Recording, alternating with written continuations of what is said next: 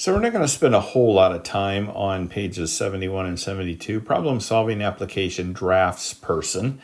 And I have had a job as a drafts person. Back then they were called draftsmen, but now there's a lot of ladies in the field and they've changed the name to drafts person.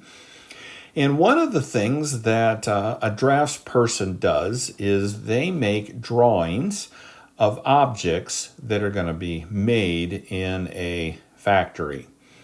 If somebody is going to create the object, there has to be a picture drawn so that they know how to create it.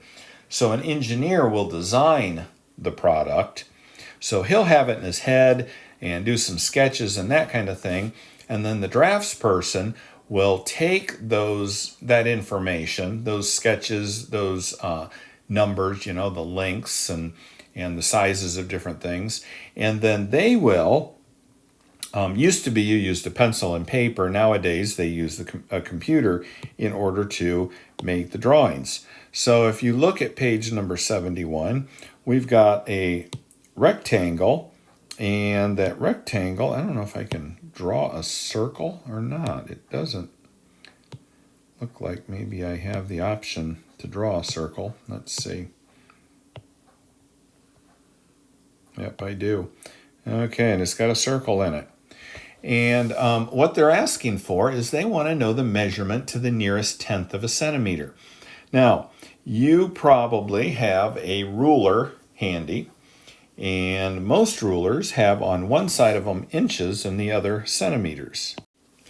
For example, this handy dandy little pink ruler that I have here that I got out of my office drawer has on this side inches, and up here it has the metric system. These are centimeters right here.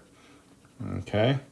And the little tiny lines or spaces are millimeters.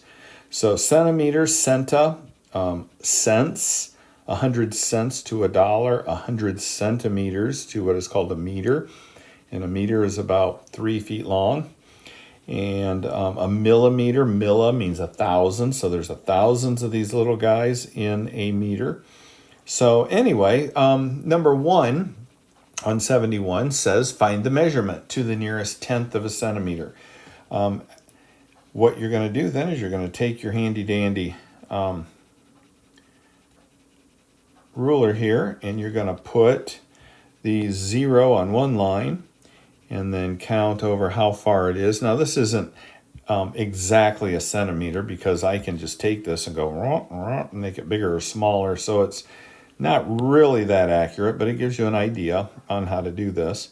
So put that there. And we go over 9, 1, 2, 3.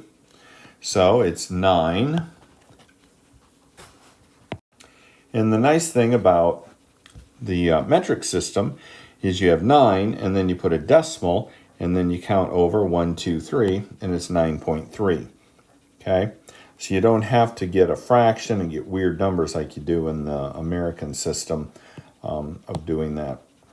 So 9.3 centimeters is what I got for this. Now you're going to get probably a different number because your drawing in the book is different size than the one I have here. But number 2, a metal strip is 4.5 times as long as the drawing. So what they do is they come up with a drawing, and the drawing isn't necessarily going to be the actual size of the part. So it could be that because of my sheet of paper is small or my computer screen is small, this could be 63 inches from there to there. But since I can't draw it the actual size, I make it smaller. So if whatever I'm drawing, or the actual product, is 4.5 times bigger than the drawing, so 4.5, notice the word times. Times means multiply. 4.5 times bigger than the drawing. what is the length of the actual metal strip. So let's say the drawing, when I measured it from here to here, is 3 inches. If it says that the actual product is 4.5 times bigger than that, then I multiply 4.5 times 3 to find the actual length of the metal strip that I'm looking at. Okay, so you're going to do 1 through 4 on page 71, and then you're going to go over to page 72. In the middle of the page, it says find the missing numbers to the nearest tenth of a centimeter. The tenth is just pretty simple. You're just looking at, let me make my little ruler bigger here again. A tenth is, each one of these is a tenth.